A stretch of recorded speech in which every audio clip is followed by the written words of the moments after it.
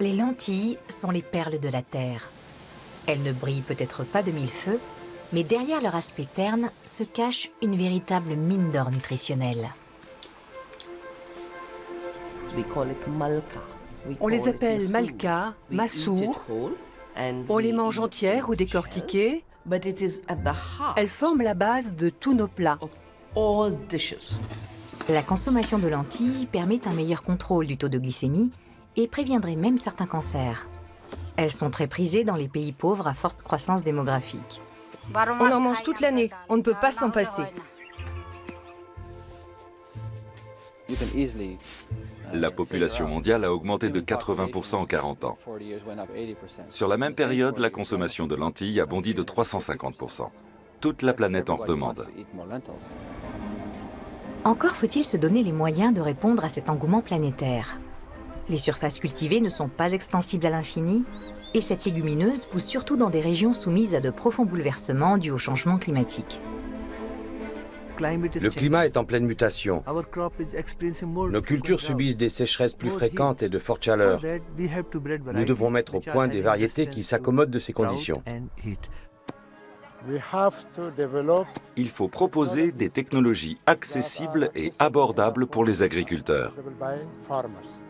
C'est-à-dire essentiellement des variétés à haut rendement et résistantes aux maladies. Des chercheurs du monde entier tentent de relever le défi et d'élaborer de nouvelles variétés pour les régions où la culture des lentilles est à la peine. Si certains étudient le patrimoine génétique de la légumineuse, d'autres misent sur sa biodiversité naturelle. Tous partagent un même objectif, faire profiter l'humanité des bienfaits des lentilles. Une course contre le changement climatique et l'explosion démographique.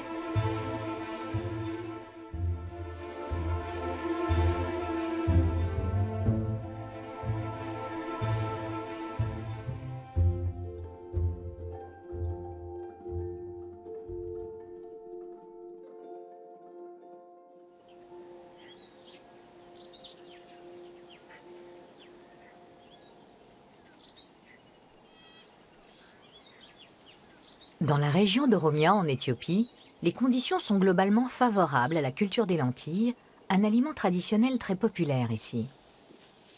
L'humidité est modérée pendant la première phase de croissance des plantes à la fin de l'été, puis le temps chaud et sec leur permet de mûrir jusqu'à la récolte en novembre. Demekech Tekle Johannes est une petite exploitante du district de Gimbichu. Pendant longtemps, elle a cultivé des lentilles exactement comme ses ancêtres, jusqu'à une catastrophe qu'elle n'est pas près d'oublier. Mes plants de lentilles étaient tellement beaux que je demandais aux gens d'enlever leurs chaussures avant de fouler mon champ.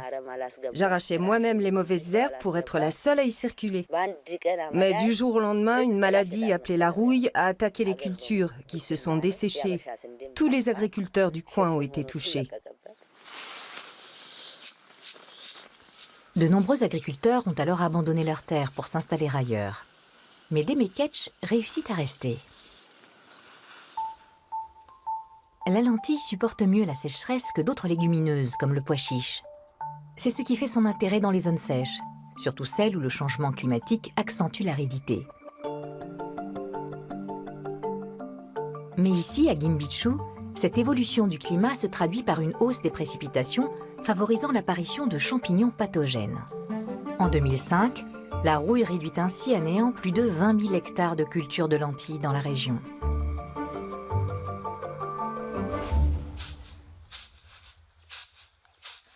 Demekech se retrouve alors en difficulté pour nourrir sa famille. À la saison des semis, les chercheurs agronomes travaillant pour le gouvernement éthiopien proposent alors un nouveau cultivar résistant à la rouille. La lentille alémine, une variété robuste à haut rendement, mais dont les graines sont jaunes et non oranges, comme le sont les lentilles éthiopiennes traditionnelles. Méfiants, les autres agriculteurs rejettent cette innovation, jusqu'à ce qu'ils découvrent les cultures florissantes de leurs consoeurs.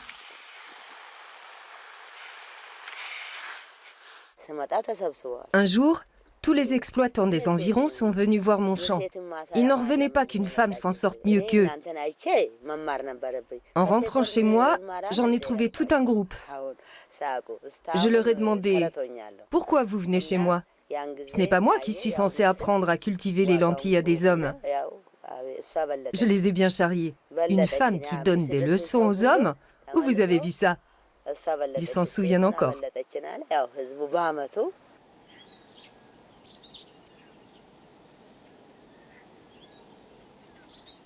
Le salut des petits paysans de Gimbichu est venu de ces parcelles expérimentales à Debrezeit, à une cinquantaine de kilomètres au sud-est de la capitale Addis-Abeba. L'Institut éthiopien de recherche agricole expérimente depuis plusieurs années des variétés de lentilles résistantes aux maladies. Les semences proviennent de l'ICARDA, le Centre international de recherche agricole dans les zones arides. Milion Echete a testé ici les lentilles mises au point par ce programme de sélection. Après des croisements supplémentaires avec des variétés locales, 2 nouveaux types de lentilles résistantes à la rouille ont vu le jour.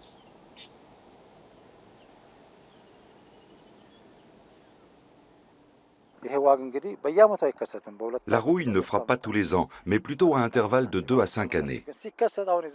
Mais quand elle attaque, elle peut anéantir des récoltes entières. C'est ce qui s'est produit il y a 2 ans dans la région d'Inewari et dans le Nord Shoa, chez des agriculteurs qui cultivaient des variétés locales anciennes de lentilles. Les variétés optimisées comme Alémine ou Derache n'ont en revanche pas été touchées. Sans elles, toutes les récoltes auraient été perdues et la situation alimentaire de la région serait critique.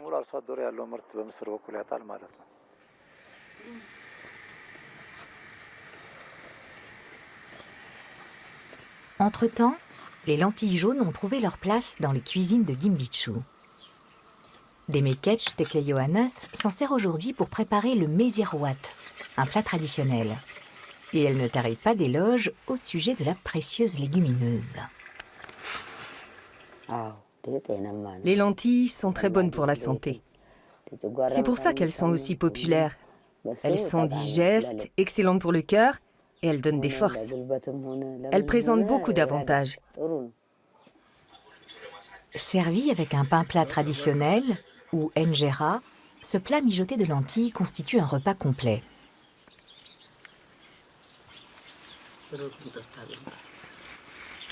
Les protéines contenues dans les céréales et les légumineuses fournissent à l'organisme les acides aminés dont il a besoin. Un repas combinant pain et lentilles apporte ainsi les 9 acides aminés essentiels à l'homme dans une complémentarité idéale.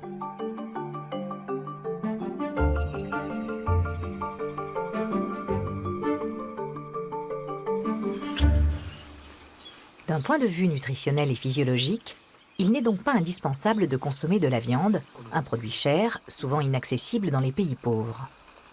Ce n'est sans doute pas un hasard si l'association des céréales et des lentilles se retrouve dans la cuisine traditionnelle de tous les pays producteurs de la précieuse légumineuse.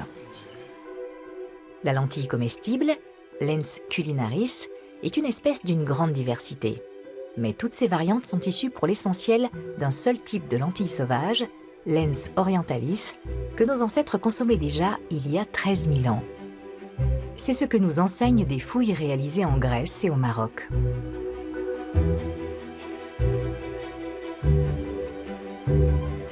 Il existe une demi-douzaine de grandes espèces de lentilles. Vers l'an 6000 avant notre ère, les habitants du Proche-Orient commencent à domestiquer Lens orientalis. La lentille comestible se répand ensuite en Égypte et en Europe centrale, à la fin de l'âge du bronze, plus tard en Inde et autour de la Méditerranée. Aujourd'hui, Lens culinaris est principalement cultivée dans des zones où l'humidité est modérée et le sol pauvre. C'est une plante des régions et des saisons sèches.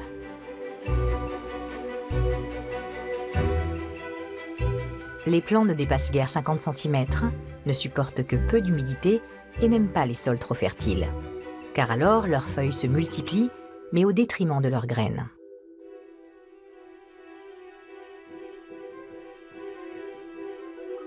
La lentille fait partie de la famille des Papilionacées.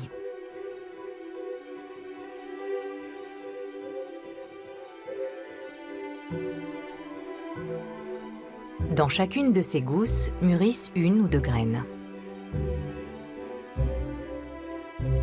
Elles sont jaune-brun dans le cas des grosses lentilles, ou tachetées de vert comme les lentilles du puits, petites et brunâtres comme la lentille de montagne. Il y a des variétés vertes, marron ou noires et rondes comme des billes de caviar, la lentille beluga. Sans sa gousse, la lentille est rouge-orange ou jaune. Toutes ces variétés sont des concentrés de nutriments et contiennent en moyenne plus de 25% de protéines. Seules les graines de soja font encore mieux. Les autres légumineuses, telles que les pois ou la plupart des haricots, sont en dessous. En outre, les lentilles sont riches en fibres et fournissent des vitamines, des minéraux et des oligo-éléments importants.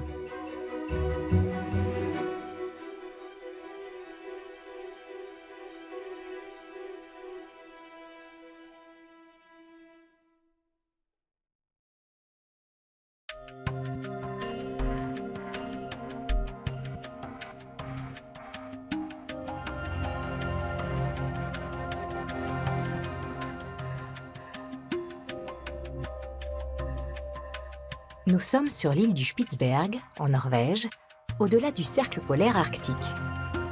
Toutes les variétés de lentilles connues sont ici conservées dans le Global Seed Vault, une chambre forte inaugurée en 2008 qui contient des réserves de très nombreuses graines venues de toute la planète.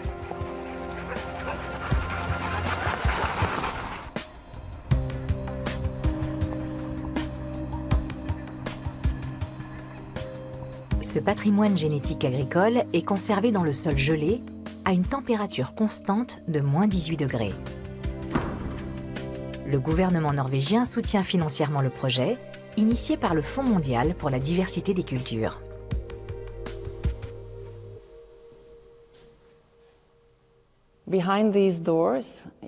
Derrière ces portes sont stockés 865 000 échantillons de graines du monde entier.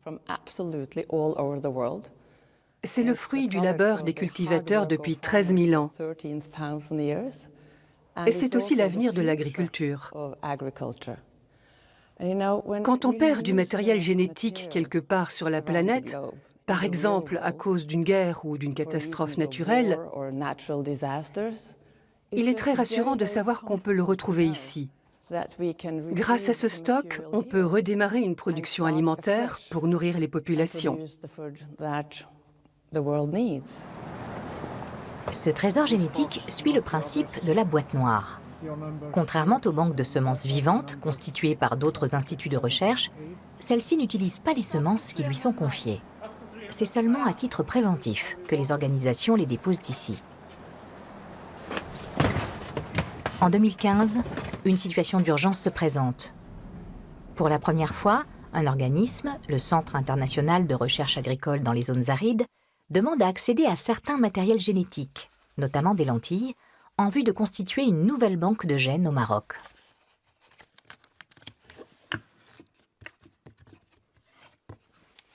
Car la réserve de semences de l'Icarda qui se trouvait à Alep, en Syrie, n'est plus que partiellement accessible en raison du conflit qui déchire le pays.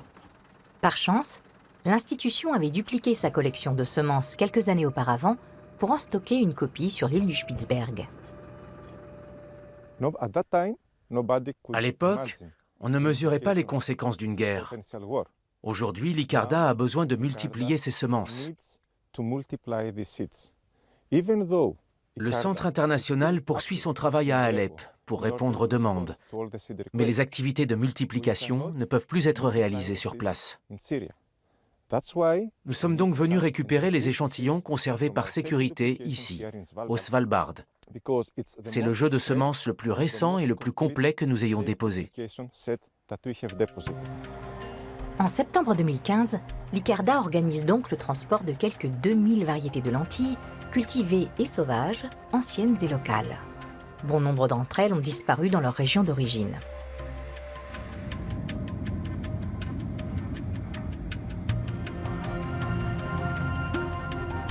Destination le Maroc, où un nouveau pôle de recherche sur les lentilles a vu le jour.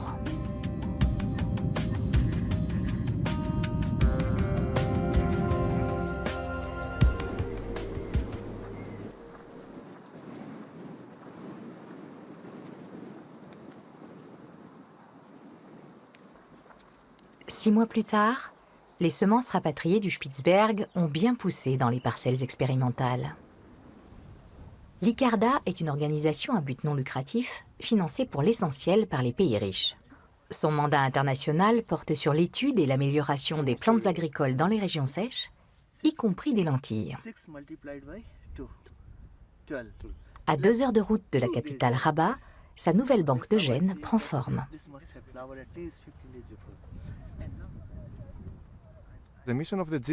Cette banque génétique a pour mission de fournir des semences à ceux qui en font la demande, en fonction de leurs besoins.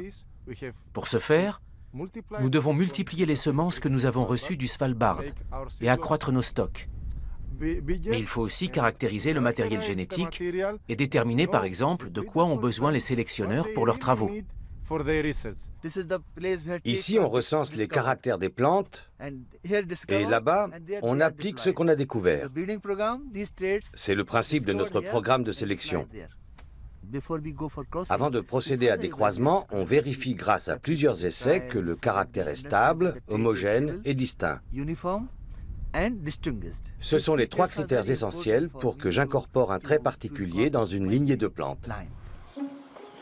Parmi les nombreux types de lentilles fournis par le Global Seed Vault, se cachent certainement des variétés possédant des caractéristiques de résistance qui seraient précieuses ailleurs dans le monde. Mais comment introduire des traits spécifiques dans des variétés anciennes? Autrefois, les paysans conservaient les graines des plantes particulièrement robustes pour les ressemer. Ainsi, seuls les mieux adaptés survivaient. Cette sélection a conduit à l'apparition de variétés régionales.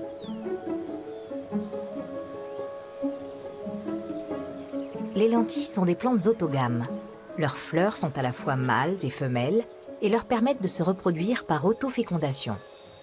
Seul 1% environ de fécondation croisée est possible par hasard, grâce au pollen transporté par les insectes ou par le vent. Alors, comment réaliser des hybridations artificielles ?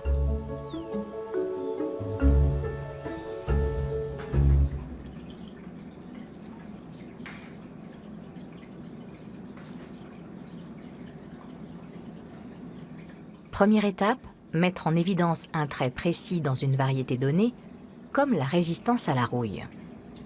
Puis, direction les serres de l'ICARDA. Ici, Shiv Kumar Agrawal essaie de transférer le caractère identifié dans une autre variété, par exemple à haut rendement.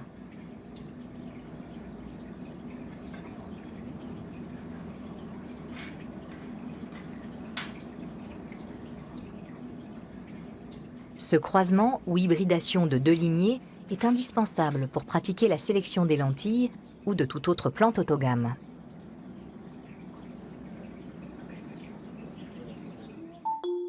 À l'intérieur de la fleur se trouve un pistil femelle formé d'un carpel et des étamines mâles. Afin d'éviter l'autofécondation, on prélève les étamines peu avant la pollinisation. La fleur est donc désormais femelle. Puis l'on ouvre une fleur de la seconde plante, dont on souhaite associer les caractéristiques à celles de la première. Son pollen vient la féconder et une graine se forme.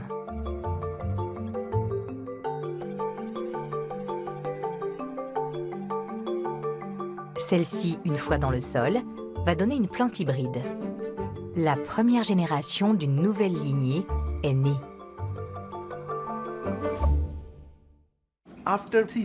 À la 3e génération, on expose les plantes à la rouille. Les plus sensibles à cette maladie meurent. Seuls les plants vraiment résistants survivent. On va donc uniquement conserver les graines de ces plants-là. On applique 2 critères de sélection. Premièrement, il faut qu'on retrouve les caractéristiques qui étaient présentes dans la plante d'origine. Deuxièmement, on veut obtenir la résistance de la seconde variété. On cherche donc une plante qui ressemble à la première et qui dans le même temps résiste à la rouille. Voilà comment on met au point une variété qui ne sera pas détruite par cette maladie. Retour sur les parcelles de terrain de l'ICARDA. Des phytopathologistes assistent les sélectionneurs dans leurs travaux. Saïd Ahmed Kemal et son collègue travaillent sur les pathologies qui s'attaquent aux lentilles. Rien ne remplace pour l'instant les essais en plein champ. Mais c'est en laboratoire que le chercheur éthiopien étudie quelles maladies ont endommagé les plantes cultivées ici. Certains plants semblent avoir parfaitement surmonté l'épreuve. Ils présentent peut-être la résistance recherchée.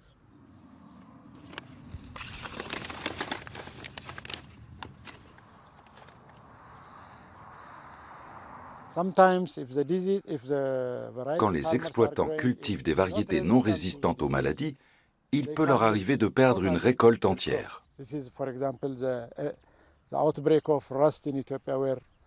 ce qui s'est passé en Éthiopie lors des attaques de rouille. Des milliers d'hectares de lentilles ont été anéantis. On vise donc à la fois un meilleur rendement et la résistance aux pathologies. C'est essentiel dans le programme de sélection de l'Icarda. Depuis leur laboratoire de Rabat, les chercheurs parviennent ainsi à sauver des récoltes et aident les paysans des zones arides à améliorer un peu leur niveau de vie. Ils s'intéressent aussi à l'efficacité des pesticides. Dans chacune de ces boîtes de pétri, ils ont pulvérisé différents fongicides du commerce sur des spores de champignons. Saïd Ahmed Kemal va observer le développement des cultures. Il saura ainsi quelle maladie un produit donné est le plus à même de combattre. Mais le traitement chimique des cultures n'est pas la priorité dans les recherches menées par l'Icarda. Notre principal objectif est de mettre au point des variétés résistantes pour les agriculteurs pauvres. Ils n'ont pas les moyens d'acheter des pesticides ou d'autres produits chimiques. C'est pourquoi on cherche avant tout à obtenir des cultivars qui résistent aux principales maladies pour que les petits agriculteurs aient tout à y gagner. Et c'est meilleur pour l'environnement. Les phénomènes extrêmes dus au changement climatique, notamment la sécheresse et les grosses chaleurs, mettent les plants de lentilles à rude épreuve. Une caméra infrarouge détermine la température à la surface des feuilles. Les chercheurs de l'Icarda peuvent ainsi déterminer si leur variété supporte bien la chaleur.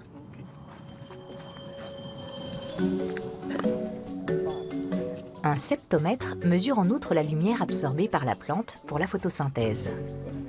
Moins elle émet de rayonnement, plus elle assimile l'énergie solaire. Et pour mieux cerner le degré de sécheresse supporté par les variétés hybrides, l'équipe étale ses plantations dans le temps.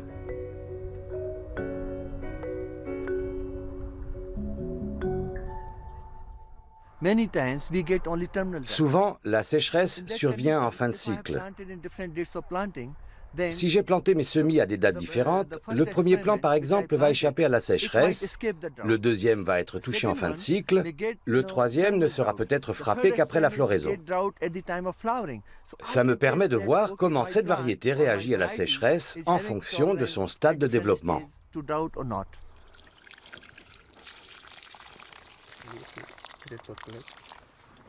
Les lentilles cachent un étonnant secret sous la terre. Grâce à certaines bactéries vivant dans des nodules sur leurs racines, elles stockent l'azote de l'air. Pour ne pas risquer d'abîmer les petits filaments, les scientifiques retirent la terre avec précaution.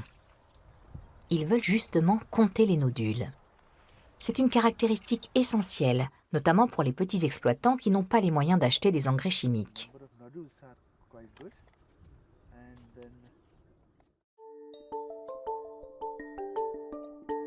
Car plus une nouvelle variété formera de nodules, et plus le taux d'azote fixé dans le sol, véritable engrais naturel, sera élevé. En moyenne, 90 kg par hectare.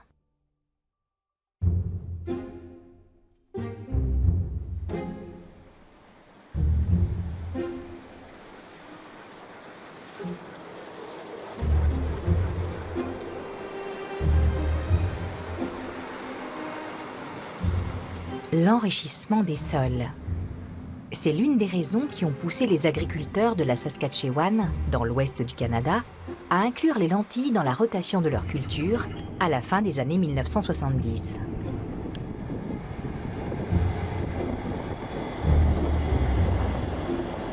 Elles peuvent en effet être cultivées sur des champs qui auparavant restaient en jachère pendant un an.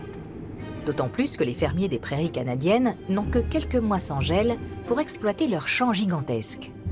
La légumineuse a beau être très peu consommée sur place, la Saskatchewan est devenue la première région productrice de lentilles au monde.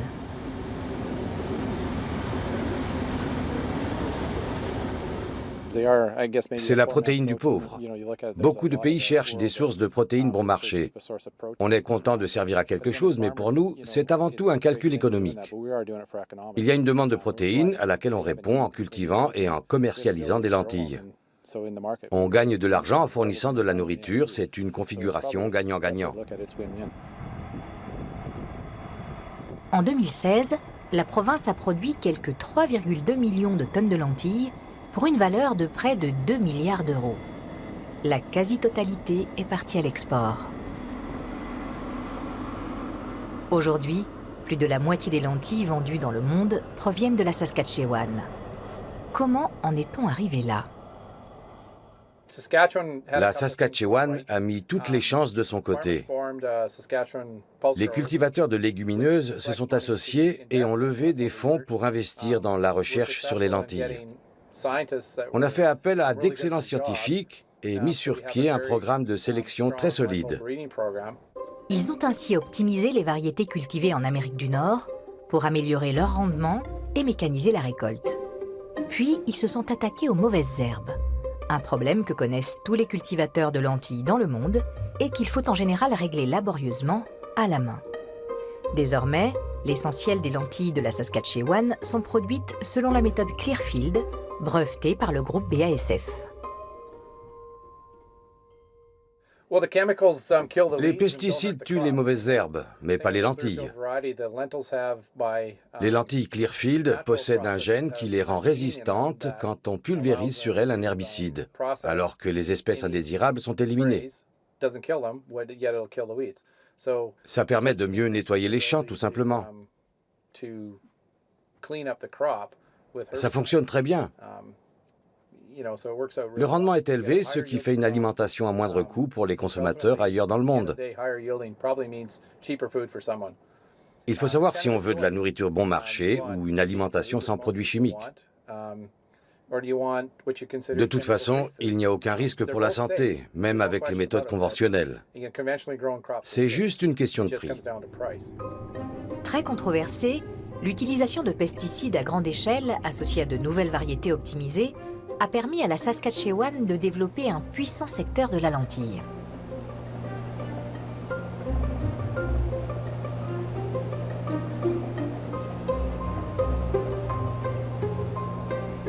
Les lentilles cultivées dans les champs canadiens proviennent toutes du programme de sélection de Bert Vandenberg.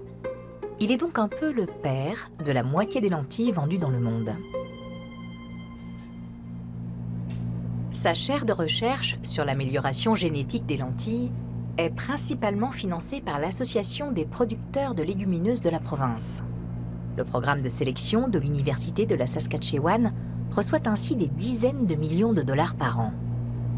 Dans les phytothrons, les salles d'expérimentation où poussent les plantes, il recrée différents climats et conditions de luminosité. Comme dans les serres de l'Icarda au Maroc, l'élaboration de nouveaux cultivars commence par un processus d'hybridation. Là où il fallait autrefois une décennie pour mettre au point une variété aux caractéristiques stables, les délais ont été radicalement raccourcis.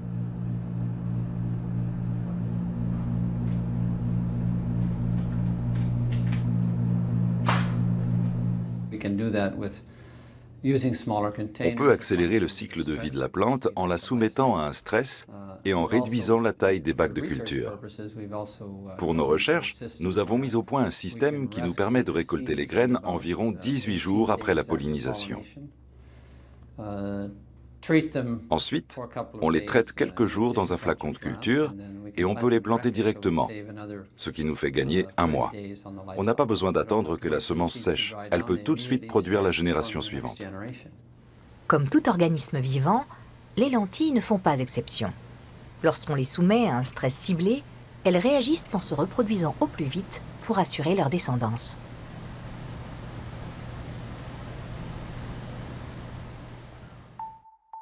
Cette méthode accélérée permet d'obtenir plusieurs petites plantes fournissant chacune une seule graine au bout de 2 semaines et demie. Autre outil, le génie génétique, qui fait appel aux marqueurs moléculaires. Une molécule d'ADN ressemble à une fermeture éclair avec ses 2 brins bien en face l'un de l'autre. Ce sont des éléments chimiques qui assurent la solidarité entre les 2 parties. Dans une fermeture à glissière, de temps en temps, les 2 côtés se décalent et il faut localiser l'endroit qui pose problème. La même chose peut se produire dans l'ADN. C'est très caractéristique, ça se réplique. Si on connaît le code génétique de la plante, on peut déterminer à quoi correspond le décalage entre les 2 parties de la fermeture. C'est à ça que nous servent les marqueurs moléculaires. Prenons le cas de la résistance aux herbicides. Si on constate qu'une plante a telle ou telle caractéristique, quand le côté droit ou gauche de la fermeture est décalé, on peut retrouver d'où ça vient. À l'heure actuelle, ce sont ces petites irrégularités dans l'ADN qui permettent de repérer les marqueurs moléculaires. Elles jouent un rôle de panneau indicateur pour les chercheurs qui comparent l'ADN de différentes lentilles. Car elles signalent la présence de gènes précis qui déterminent eux-mêmes certaines caractéristiques souhaitées pour les cultures.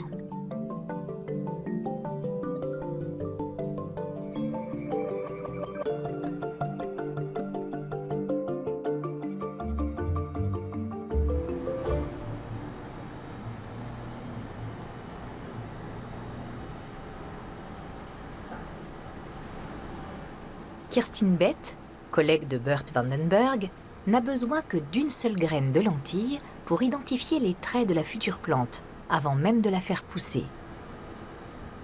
Elle retire un petit morceau de l'enveloppe de la graine pour prélever un échantillon du cotylédon, la future première feuille de la plante. L'ADN de l'échantillon est ensuite dissous dans un liquide. Il s'agit de savoir si cette semence permettrait d'obtenir une plante de type Clearfield, résistante aux herbicides. Pour continuer à développer ce genre de variété, le sélectionneur doit être sûr que ce caractère est conservé. Il suffit d'étudier une toute petite portion de l'ADN, celle qui contient le marqueur moléculaire recherché. La technologie est tellement avancée que toute une génération d'une lignée peut être ainsi rapidement testée.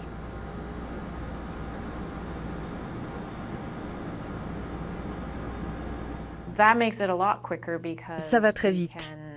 On sait à quoi s'attendre avant même de planter les graines dans le sol. On perd moins de temps avec des plants qui n'ont aucune chance d'avoir les caractéristiques qui nous intéressent. On peut donc se concentrer sur ceux qui présentent au moins certains des caractères souhaités, dont on connaît les marqueurs. Le reste se fait dans le champ. Le résultat est visualisé grâce à un programme informatique. Chaque point représente une semence. Les bleus sont écartés d'office, les vertes seront partiellement résistantes aux herbicides et les jaunes sont celles que l'équipe va faire pousser sur des parcelles expérimentales pour les observer. En 2016, les chercheurs canadiens ont achevé un premier assemblage du génome de la lentille. Ces nouvelles connaissances leur permettront d'identifier des marqueurs moléculaires encore plus fins. Peut-être réussiront-ils aussi à réactiver certaines caractéristiques des lentilles sauvages.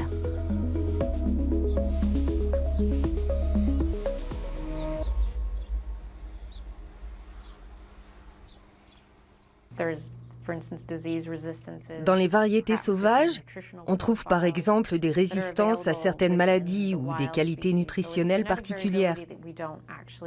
C'est un potentiel que les variétés domestiques ont perdu.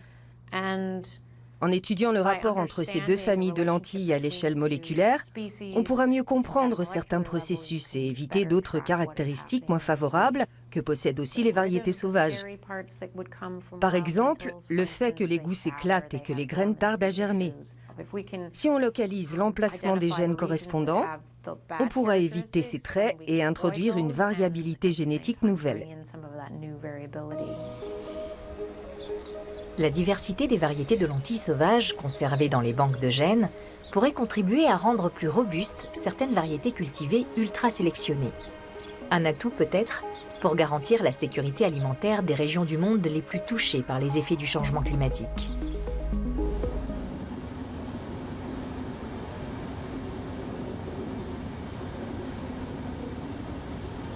Cette unité, non loin de Saskatoon, transforme les lentilles à haut rendement cultivées dans la prairie. Pour acheminer les lentilles au plus vite vers les collecteurs conditionneurs, les agriculteurs louent même les services de chauffeurs de poids lourds. Un échantillon est prélevé sur chaque livraison, car la proportion d'impuretés, petits cailloux ou fragments végétaux, est déterminante pour le prix de la marchandise. Le décortiquage est automatisé. Le propriétaire des lieux travaille en étroite collaboration avec les chercheurs de l'Université de la Saskatchewan. Il voudrait à l'avenir exploiter les parties de la lentille qui subsistent après traitement. L'enveloppe du grain contient 22 antioxydants. On pourrait essayer de les utiliser, les proposer à l'industrie pharmaceutique. Le germe à l'intérieur de la lentille ne représente qu'1,5% du poids, mais contient 69% de protéines. En laboratoire, on a trouvé un moyen de récupérer cette matière en conservant un taux de protéines de 45%.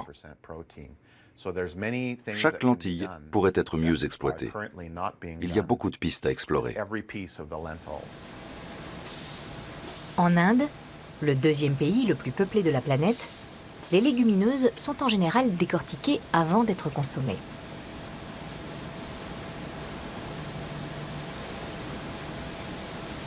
Les lentilles sont en outre souvent coupées en deux, ce qui réduit leur temps de cuisson.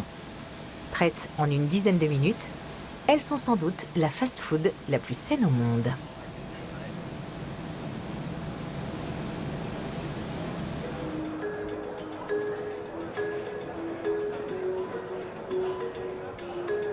C'est aussi ce qui explique le regain d'intérêt des Européens soucieux de leur alimentation.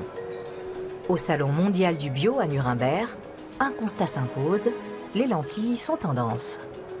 Riches en protéines, elles sont une composante précieuse de l'alimentation des végétariens et végétaliens. Le secteur cherche à présent d'autres pistes d'exploitation. Début 2016, Vandana Shiva, militante écologiste et récipiendaire en 1993 du prix Nobel alternatif, présente ici son nouveau livre sur les légumineuses. Elle plaide pour un retour en force des lentilles dans les petites exploitations agricoles et dans l'alimentation du grand public. Ne pas manger de viande, ça n'a pas besoin d'être une punition.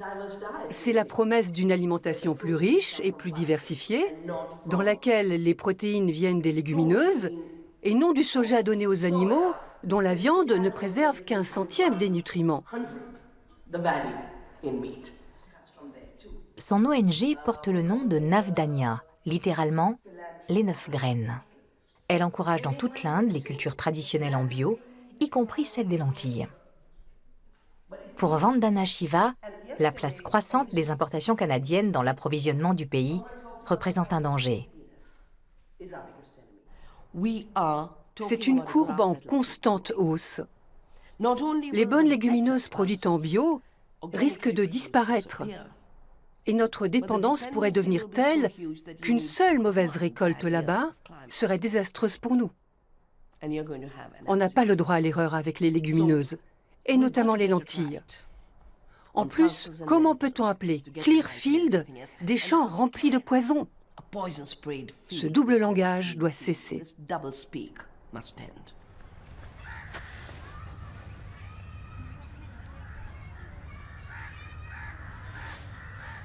Vandana Shiva a grandi au pied de l'Himalaya, à Dehradun, la capitale de l'État indien de l'Uttarakhand. Physicienne de formation, elle a créé ici sa ferme bio il y a une trentaine d'années. Son ONG Navdanya suit de près les programmes de recherche qui vont à l'encontre des pratiques dominantes. Objectif : mettre en place un contre-modèle écologique face à l'agriculture industrialisée. Ici, on continue de planter des variétés de lentilles anciennes et régionales sans utiliser de pesticides. Vandana Shiva critique durement la grande réforme agraire menée en Inde dans les années 1960. La fameuse Révolution verte a favorisé les monocultures de riz et de blé. Les légumineuses comme les lentilles ont largement disparu des champs indiens alors qu'elles ont toujours fait partie de l'alimentation de base de la population. Il y a eu d'importants déficits en approvisionnement, une aubaine pour le secteur canadien de la lentille.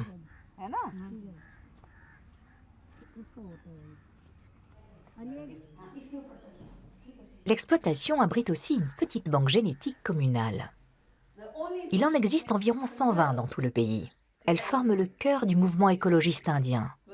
On y stocke des variétés régionales de céréales et de légumineuses destinées aux agriculteurs afin de leur donner les moyens de réaliser leur propre sélection. Il y a une différence entre les semences sélectionnées pour résister aux pesticides qui sont vendues partout dans le monde et la sélection traditionnelle réalisée par les petits exploitants. Les cultivateurs recherchent la diversité. Ils ne produisent pas une variété unique pour la commercialiser dans le monde entier. Ils ont besoin d'une dizaine de variétés qui conviennent à leur propre usage, pour les zones plus ou moins sèches de leur terre par exemple, et selon qu'ils veulent faire pousser des lentilles ou d'autres légumineuses. La diversité, elle est là. Les collections de lentilles des grandes banques génétiques sont rarement semées, alors que les variétés locales stockées ici peuvent encore évoluer dans les champs. Année après année, elles s'adaptent ainsi de mieux en mieux aux conditions météorologiques.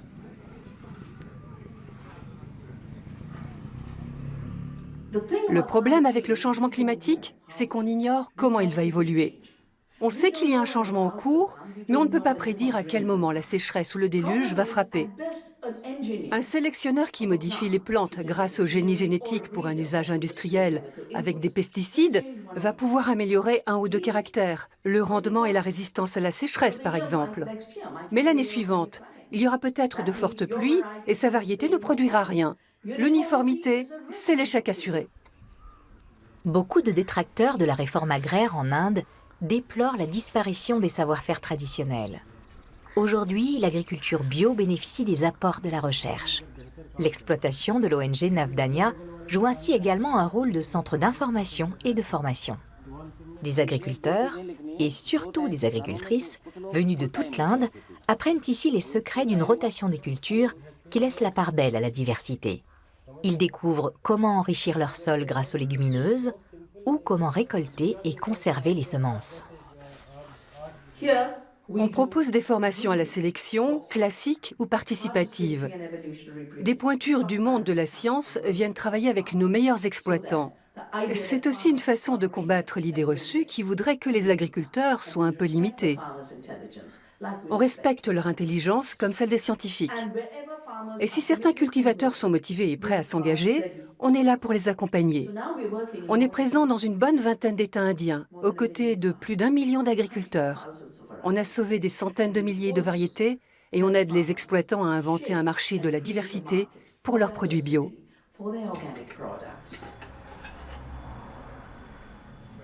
Une majorité d'Indiens consomment quotidiennement des lentilles, souvent sous forme de dalles. Comme en Éthiopie, elles sont associées à un pain pita et forment un repas équilibré et peu onéreux. Malgré les efforts déployés par l'organisation Navdanya, l'offre reste largement inférieure à la demande dans le premier pays consommateur de lentilles au monde, comme dans de nombreuses autres régions de la planète.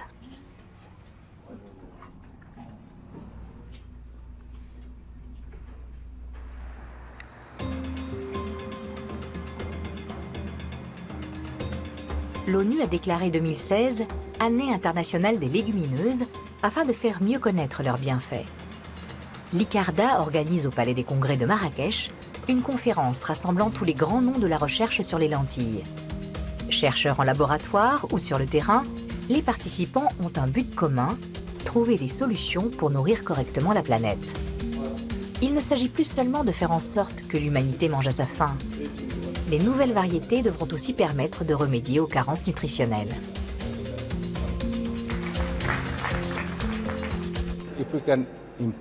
On veut améliorer la teneur en fer et en zinc des lentilles. Ce sont les deux principaux micronutriments qui font défaut dans le système alimentaire dans l'est de l'Inde, au Bangladesh et au Népal. Si on parvient, grâce à la génétique, à obtenir des lentilles plus riches, ce sera clairement une valeur ajoutée pour les agriculteurs. On vise un surplus de fer et de zinc de 35% au minimum.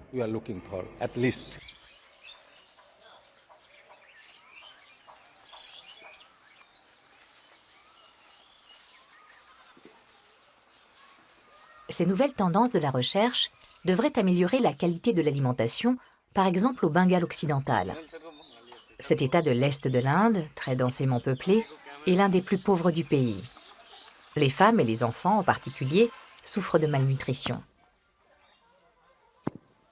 Ici comme ailleurs, l'ICARDA travaille main dans la main avec les chercheurs en agronomie. Les variétés de lentilles, issues de son programme de sélection, sont encore améliorées sur ces parcelles expérimentales à proximité de la capitale régionale, Calcutta. Les plantes ainsi obtenues sont adaptées au climat et présentent un taux nettement plus élevé de zinc et de fer.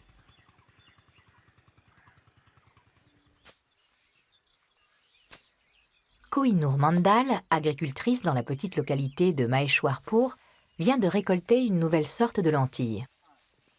L'intérêt de cette variété, pour les cultivateurs du village, n'est pas tant dans ses qualités nutritionnelles que dans son mode de production. Elle mûrit en 90 jours au lieu de 120 et s'insère ainsi dans la rotation des cultures. Jusqu'alors, les champs de riz restaient en jachère jusqu'au semis suivant.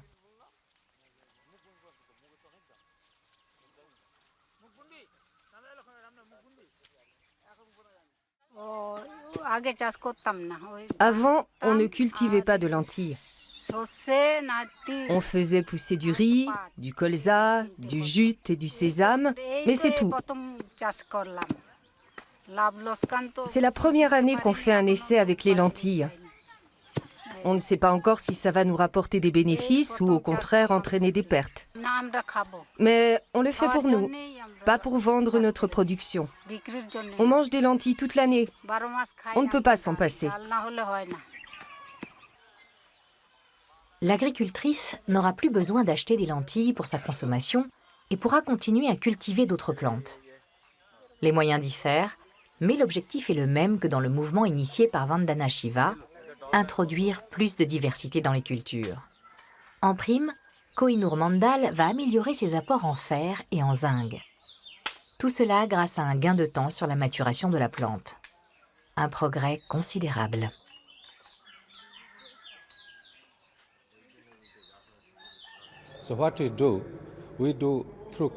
Voilà ce qu'on fait. On a croisé plusieurs variétés à maturation rapide pour obtenir un cultivar à maturation encore plus rapide. Le résultat est concluant. Les agriculteurs disposent maintenant d'une légumineuse supplémentaire pour assurer leur sécurité alimentaire. La paille de lentilles constitue en plus un bon aliment pour les animaux. Et la culture des lentilles enrichit le sol et le rend plus fertile.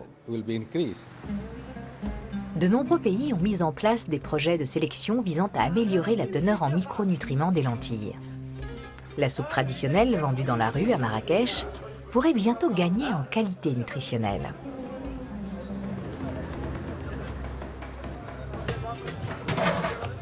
Grâce aux variétés enrichies de façon ciblée, il sera possible de prévenir la malnutrition partout où la légumineuse est traditionnellement consommée en grande quantité.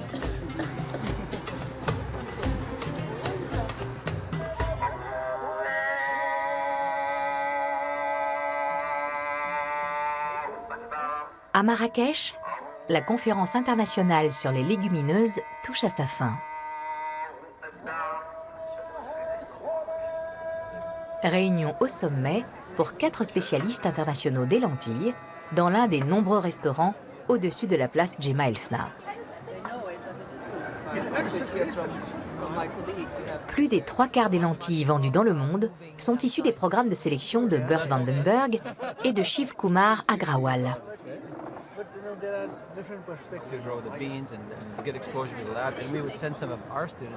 Impossible pour les chercheurs de savoir si ce soir, les lentilles de la soupe marocaine Harira proviennent de leur laboratoire ou ont été améliorées avec des méthodes plus classiques. Mais quelle que soit leur origine, les graines ont à leurs yeux des pouvoirs insoupçonnés.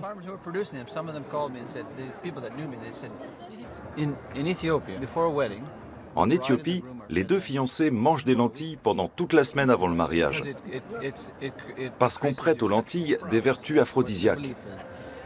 Et l'Éthiopie n'est pas un cas isolé. On retrouve la même tradition au Sri Lanka, qui n'est pas un grand producteur de lentilles, ou encore dans le nord de l'Inde et dans d'autres pays. Les lentilles étaient autrefois le plat des rois. Oui, la nourriture des rois. Et on sait qu'ils avaient une centaine d'épouses. En Éthiopie, Demekech Tekle Yohannes a amélioré son niveau de vie grâce au progrès de la recherche sur les lentilles.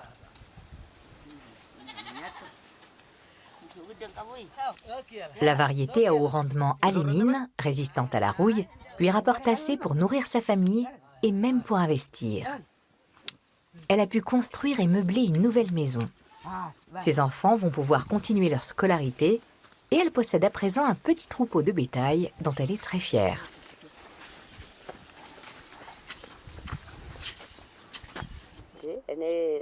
Pouvoir acheter 3 paires de bœufs pour labourer, ce n'est pas rien. J'ai eu l'impression de me payer un avion. Est-ce qu'un pauvre peut s'acheter un avion? Non, bien sûr. Mais ces bœufs sont tout aussi précieux à mes yeux. C'est comme si j'étais millionnaire. J'ai une nouvelle maison, je peux verser un salaire à mes ouvriers. Je ne pouvais pas rêver mieux. Et je suis très reconnaissante. Dans le monde entier, des chercheurs accompagnent les agriculteurs comme Demekech. Ensemble, ils s'efforcent d'augmenter la production de lentilles. Une mission plus cruciale que jamais pour nourrir une humanité en pleine expansion.